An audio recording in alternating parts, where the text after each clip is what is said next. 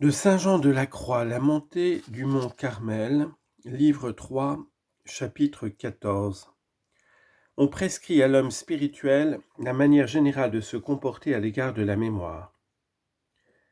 Pour achever le traité de la mémoire, il est nécessaire de donner au lecteur une méthode courte et générale qu'il pourra suivre pour s'unir à Dieu selon cette puissance. Car quoi qu'il puisse la comprendre par ce que nous avons dit ci-dessus, néanmoins, l'abrégé que nous ferons de ces principes lui en facilitera la connaissance. Voici donc ce que nous prétendons et ce qu'il doit bien examiner. L'âme se doit unir à Dieu selon la mémoire, par l'espérance. Elle ne peut espérer que ce qu'elle ne possède pas. Moins elle possède de choses, plus elle est capable d'espérer ce qu'elle se propose, et de concevoir une espérance plus parfaite. Au contraire, plus elle possède de choses, moins elle est propre à espérer ce qu'elle attend et à donner de la perfection à son espérance. Outre cela, plus l'âme dépouille la mémoire des espèces et des objets dont elle peut se souvenir, hors Dieu et Jésus-Christ, dont le souvenir et la contemplation sont d'une conséquence et d'une efficacité très grande pour arriver à notre fin, puisqu'il est le véritable chemin par lequel nous devons marcher, le guide sûr que nous devons suivre, l'auteur de tous les biens dont nous pouvons jouir.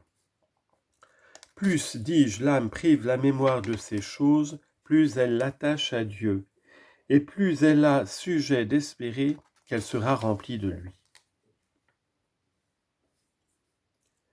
Ce que l'âme doit donc faire pour vivre dans une entière et pure espérance de posséder Dieu, c'est que, quand ses images et ses connaissances distinctes et particulières lui reviendront à la mémoire, elle les néglige sans faire semblant de les apercevoir, et qu'étant ainsi vide de toutes ces choses, elle s'élève à Dieu par un mouvement tendre et plein d'amour, de sorte qu'elle n'ait ni pensée ni vue de ces espèces, sinon autant qu'elles lui sont nécessaires pour se souvenir des choses qu'elle est obligée de faire.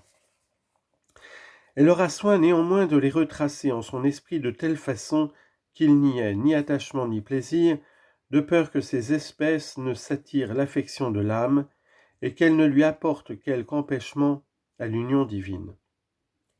C'est pourquoi l'homme spirituel ne doit pas rejeter la mémoire ni la pensée des choses qu'il est obligé d'exécuter. Pourvu qu'il ne s'affectionne point à se souvenir comme à un bien qui lui est propre, et alors il n'en recevra aucun dommage. Les vers que nous avons rapportés dans le premier livre de cet ouvrage, chapitre 13e, lui seront utiles pour cet effet. Mais, mon cher lecteur, vous remarquerez s'il vous plaît que nous ne sommes pas d'accord avec quelques sectaires dans la doctrine que nous avons expliquée et que nous ne pouvons être du sentiment de ces hommes pernicieux, lesquels, persuadés par l'orgueil et par l'envie du démon, tâchent d'abolir le culte légitime des images de Dieu et des saints.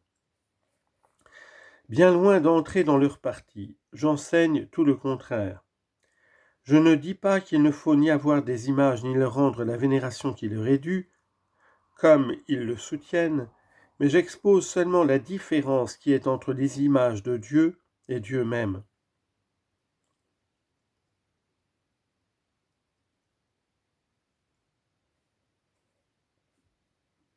Afin que nous les considérions de telle sorte qu'elles ne nous empêchent pas d'aller à Dieu, ce qu'elles feraient si nous nous attachions plus à elles qu'il n'est nécessaire pour faire nos opérations spirituelles. En effet, comme un moyen qui est bon et efficace nous conduit, lorsque nous en usons bien, à la fin que nous nous proposons, telles que sont les images qui nous retracent Dieu et les saints dans la mémoire, de même, lorsque nous nous y arrêtons plus que la nécessité n'exige, ce moyen devient un obstacle à notre dessein et nous éloigne de notre terme. À combien plus forte raison ce que j'enseigne ici, et ce que je répète souvent, doit-il avoir lieu à l'égard des images et des visions intérieures qui se produisent en l'âme, à cause des illusions, des surprises et des dangers qui s'y rencontrent. Mais en ce qui concerne l'estime et le respect que nous devons avoir pour les images, selon l'intention de la Sainte Église catholique qui nous les propose, il ne peut s'y glisser ni illusion ni péril, et le souvenir que l'âme en a lui sera toujours très utile, puisque cette mémoire est d'ordinaire accompagnée d'un mouvement d'amour pour l'objet que les images représentent. Et tandis qu'elle s'en servira pour cette fin, elle en tirera du secours pour arriver à l'union divine, pourvu qu'en se laissant enlever aux attraits de la grâce que Dieu lui donnera, elle passe de la peinture morte à l'objet vivant, en oubliant toutes les créatures et tout ce qui s'étend jusqu'à elle. Chapitre 15. Sommaire. On commence à traiter de la nuit obscure ou mortification de la volonté, et on allègue 2 passages, l'un du Deutéronome, l'autre de David. On rapporte aussi la division des affections de la volonté. Tout ce que nous avons écrit pour purifier l'entendement et la mémoire, afin de bien établir l'un dans la foi, l'autre dans l'espérance, serait inutile si nous ne purifions aussi la volonté pour lui inspirer la charité, qui donne tout le prix aux œuvres qu'on fait selon les lumières de la foi. Car la foi, dit saint Jacques, est morte sans les œuvres. Jacques 2, verset 20. C'est-à-dire sans les œuvres qui sont animées de la charité. Or, pour parler de la nuit ou nudité active de la volonté, afin de la perfectionner dans la charité de Dieu, je ne trouve point d'autorité plus propre à notre sujet que cet endroit du Deutéronome où Moïse dit « Vous aimerez le Seigneur votre Dieu de tout votre cœur, de toute votre âme et de toute votre force. » Deutéronome chapitre 6 verset 5. Ces paroles contiennent tout ce que l'homme spirituel doit faire et tout ce que je lui enseignerai pour unir sa volonté à Dieu par la charité. Ce commandement l'oblige à employer toutes ses puissances, toutes ses opérations et toutes ses affections à aimer Dieu, tellement que toute la capacité, toute la force de son âme ne soit appliquée qu'à ce divin exercice, selon ce mot de David, « Je conserverai ma force pour vous ».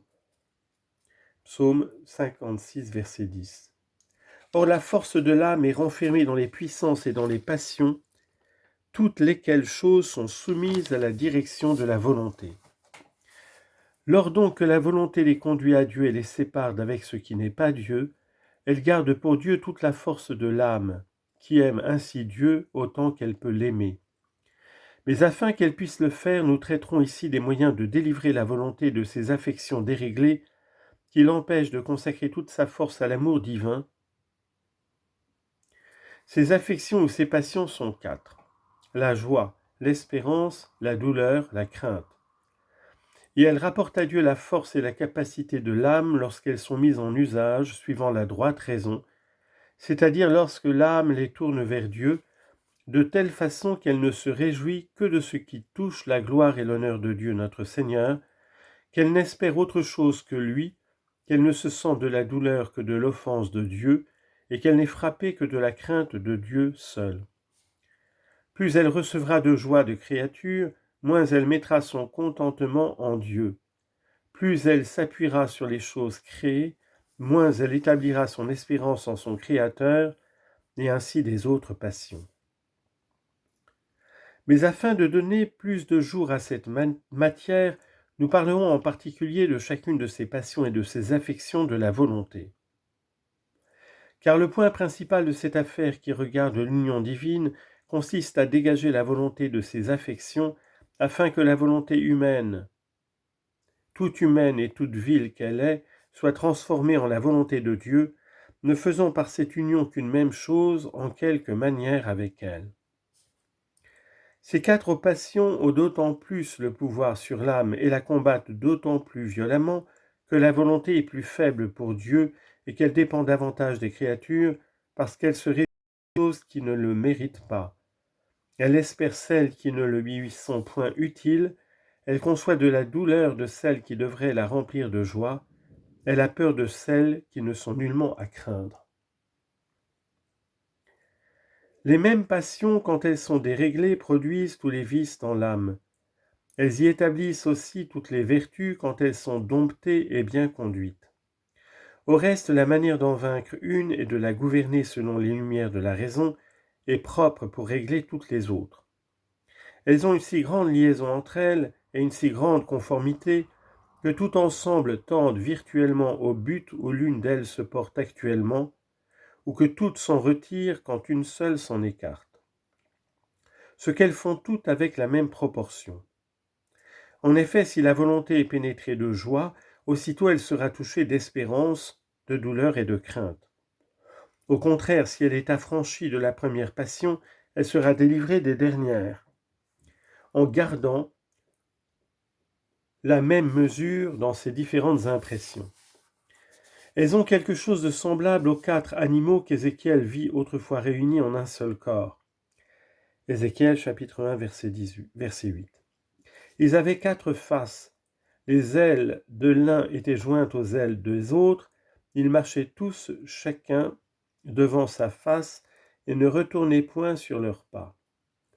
De même, ces 4 passions ont les ailes tellement liées ensemble que de quelque côté que l'âme tourne sa face, c'est-à-dire son opération, les autres y vont du moins virtuellement.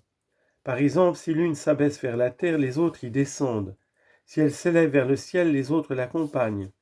Si l'espérance voit à quelque terme, la joie, la douleur et la crainte la suivent. Et si elle s'en rebute et s'en éloigne, les autres font les mêmes démarches. Ce qui vous apprend, ô homme spirituel, que quelque partie qu'une de ces passions prenne, l'âme, sa volonté et ses autres puissances l'embrasseront et seront les esclaves de cette passion. De plus, il s'ensuit que les 3 autres passions vivront en l'âme et par l'âme, pour la tourmenter et pour l'empêcher de jouir de sa liberté, de la douceur de la contemplation et de l'union divine. C'est pourquoi si vous désirez, dit Boès, de connaître clairement la vérité, chassez loin de vous la joie, l'espérance, la crainte et la douleur. Pendant que ces passions dominent, elles privent l'âme de la tranquillité qui est nécessaire pour arriver à la sagesse qu'on peut naturellement et surnaturellement acquérir.